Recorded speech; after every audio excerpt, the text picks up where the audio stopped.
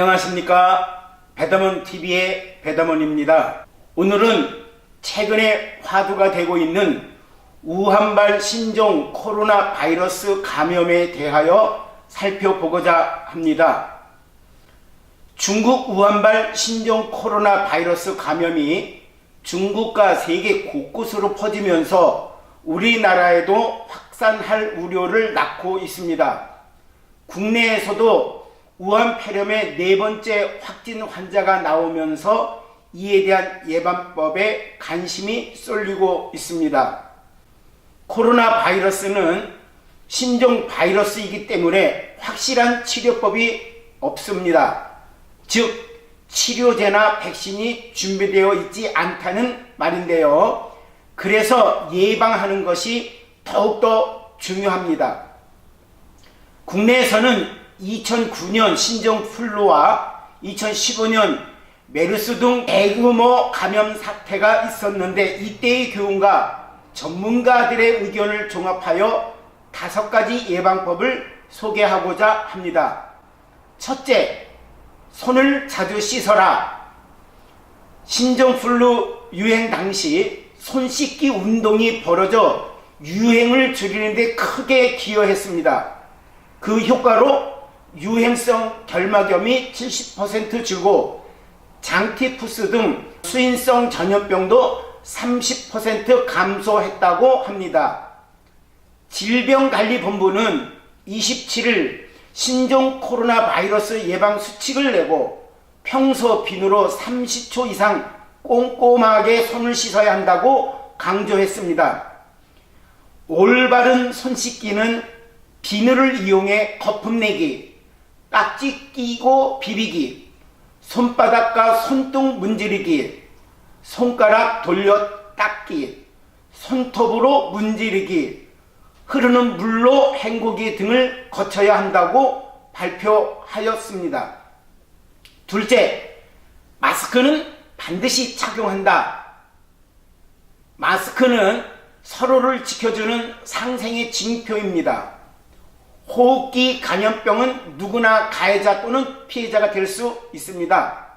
신종 코로나 바이러스는 침방울을 통해 전염을 일으킵니다. 그래서 발열이나 기침이 있으면 스스로 마스크를 써서 침방울 전파를 차단해야 합니다. 과거 우리나라를 공포에 몰아넣은 메르스 사태 때 한 의료진은 마스크를 쓰지 않아 그대로 감염이 되기도 했습니다. 특히 이번 신종 코로나 바이러스는 메르스보다 전파력이 높은 것으로 알려진 만큼 마스크 사용을 아끼지 말아야 합니다. 마스크는 식품의약품 안전처가 인증한 KF80 이상의 것으로 착용할 것을 권장합니다. 셋째, 기침 에티켓을 생활화하자. 바이러스 전파는 기침에서부터 시작되기 때문입니다. 가급적 기침이 날 땐 손이 아닌 휴지나 손수건으로 입과 코를 가리고 해야 합니다. 이때 사용한 휴지는 버리고 휴지나 손수건이 없다면 손이 아닌 옷소매 위쪽으로 입과 코를 가리고 하면 됩니다. 기침 후에는 손에 비누를 묻힌 뒤 흐르는 물로 씻어주면 되지요. 오른손으로 기침하는 입을 막고 난 다음에 타인과 악수하는 것이 최악입니다. 기침을 대놓고 하는 사람이 있으면 주변에서 지적해야 합니다. 넷째, 가급적 병문안은 자제한다. 메르스 감염의 92.5%가 병원 내에서 이루어졌습니다. 우한 폐렴 의심 환자도 병원으로 모일 것입니다. 당분간 우르르 몰려가는 병문안을 자제하고 꼭 필요할 때 잠시 다녀오는 것이 감염병을 예방하는 길입니다. 다섯째, 젊은 사람도 방심해서는 안 된다. 우리 몸은 처음 겪는 변종 바이러스를 접하면 과도한 면역 반응을 보일 수 있습니다. 이재갑 한림대 강남성심병원 간염내과 교수에 따르면 염증 물질이 쏟아져 나와 면역 체계가 교란되는데 이른바 사이토카인 폭풍이 생겨 중증 상태로 빠질 수 있다며, 이런 반응은 면역력이 왕성한 젊은 사람에게서 잘 일어난다고 말했습니다.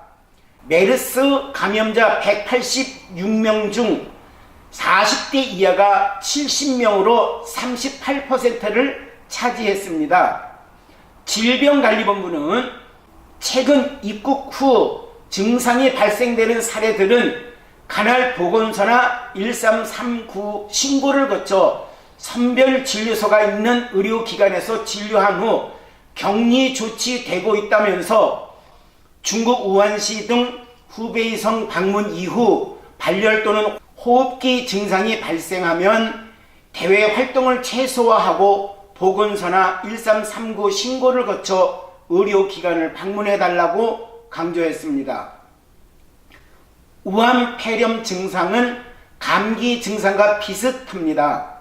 발열, 기침, 폐렴, 호흡곤란 등의 호흡기 증상이 주요 증상입니다.